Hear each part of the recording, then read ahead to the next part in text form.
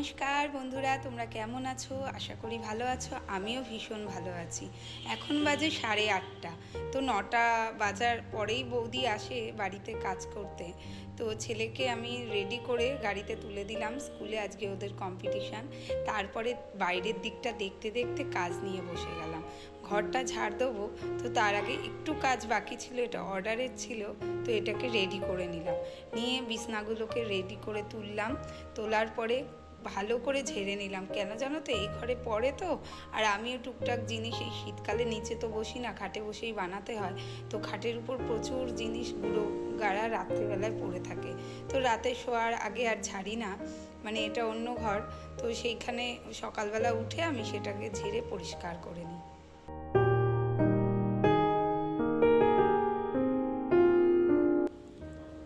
যেই ঘরে আমরা ঘুমাই সেই ঘরে গিয়েও আবার বিছনাটাকে আমি পরিপাটি করে ঝাড় দিয়ে সব কিছু তুলে, আর মশারিটা আমি বাতিয়ে রাখি, কারণ ছোট ছেলে দুপুরে যদি ঘুমায় তো তখন বাতিয়ে দিতে সুবিধা হবে। আর এই ঝাড়ুটাকে জানো না, এই আলনার তলাতেই রাখি, কারণ যার হাতে পড়বে সেই আবার ওটাকে নিয়ে আর এক জায়গায় রেখে আসবে। বৃহস্পতিবার দিন কিন্তু একটু কাজের চাপ বেশিই থাকে, কারণ ঠাকুর ঘরে অনেকটা সময় দিতে হয়। মা লক্ষ্মীর বই পড়তে হয়, ঘট বসানো থাকে, আর ঘটের জন্য জোগাড় জান্তি থাকে অনেক কিছু, তাই না বলো? তো তার জন্য আমি ঘরটাকে ভালো করে ঝাড় দিয়ে নিলাম। বৌদিকে বলবো একটু ঘরটা মুছে দিতে। যেহেতু আমার ঘরে আসবাব কিন্তু ঠাসা নয়, আর কোনো রকম বেশি কিছু আসবাবও নেই, যার জন্য আমার কিন্তু পুরো ঘরটাই খোলামেলা, তাই ঝাড় দিতে বা মুছতে কোনো রকম সমস্যা হয় না। শুধু এই আলনাটাকে একটু সরিয়ে পেছনের দিকটা ঝাড় দিয়ে নিই, তাহলে পরিষ্কার থাকে।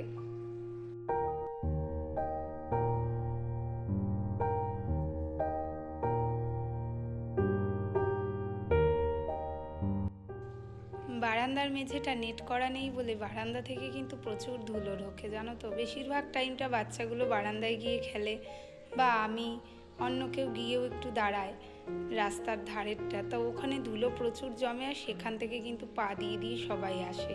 তাই বস্তাগুলোকে বারবার ঝাড়তে হয় আমার। তারপরে আমি রান্নাঘরে চলে আসলাম তোমাদের সাথে একটা রেসিপি শেয়ার করতে। রেসিপিটা একবার তোমরা করে দেখো। আমি জানি না কেউ এইভাবে করে কি না, কিন্তু একদম এটা আমি নিজেই এইভাবে করে থাকি। যদি তোমাদের কারোর মনে হয় যে তোমরা এইভাবেই করো, তো প্লিজ আমাকে কমেন্ট করে জানিও। আর তোমরা এইভাবে একবার করে দেখো, আশা করি ভীষণই সুন্দর লাগবে। তোমরা হাত চেটে পুটেই খাবে। তো চলো রেসিপিটা শুরু করা যাক। দেখো, গোবিন্দভোগ চাল নিয়ে নিয়েছি কৌটো মেপে।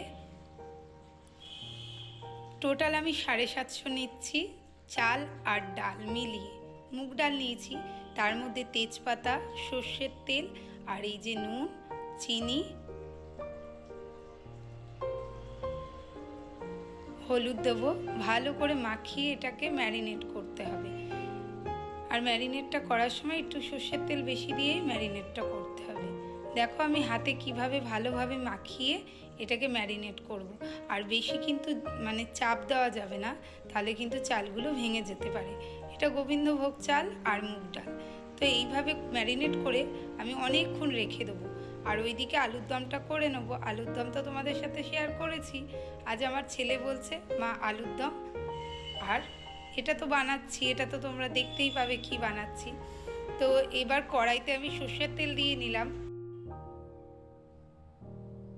তারপরে সর্ষের তেলটা ভালো করে গরম হলে আমি ওই ম্যারিনেট করে রাখা চাল আর ডালটা এর মধ্যে দিয়ে দেবো, আর দিয়ে খুব ভালোভাবে এটাকে কষবো। এবং কষতে কষতে অনেকটা হালকা হালকা ভাজা ভাজা হয়ে যাবে, যখন বুঝতে পারবো তখনই কিন্তু আমি জলটা ইউজ করব। আর এই দেখো, এখানে কিন্তু আমি অনেকটা আদা কুচিয়ে রেখেছি, একদম ঝিরিঝিরি করে কোচাতে হবে। আর আদার পরিমাণটা একটু বেশিই লাগবে, আর কিন্তু কিচ্ছু প্রয়োজন নেই। মানে সেরকম কোনো মশলা, বাটা মশলার কোনো দরকার নেই, শুধু আদাটা বেশি পরিমাণে নিতে হবে। ওদিকে হাঁড়িতে আমি জলটা ভালো করে ফুটাতে বসিয়ে দিয়েছি, জানো তো। জল ফুটানো যে কোনো রান্নায় দেবে, দেখবে খুব স্বাদ হয় আলাদা রকম। তো জল ফুটে গেলেই আমি ওই চাল আর ডালটা, ভাজা ডালটা সবগুলো কিন্তু এর মধ্যে দিয়ে দেবো। আর দিয়ে এই দেখো ফুটছে, আর এদিকে দেখো আমি সব রকম শীতকালীন ভেজিটেবিল, ব্রকলি থেকে শুরু করে সব কিছু এদিকে আমি হালকা করে ভেজে রেখেছি, আলুটাও ভেজে রেখেছি। আর শীতকালীন সবজি খাওয়া কিন্তু খুবই প্রয়োজন, বাচ্চাদের তো ভীষণই ভালো দেওয়া, আর বড়দের তো প্রয়োজনই। তো এদিকে সর্ষের তেল কড়াইতে দিয়ে ঘরের বানানো শুকনো লঙ্কা দিয়ে দিলাম, আর 2-3টে পাকা লঙ্কাও আমি এর মধ্যে ফোড়নে দিয়ে দিলাম। এটা একটু ভাজা ভাজা হলে তার মধ্যে তেজপাতা দেবো আর বেশ কিছুটা জিরে দেবো ফোড়ন।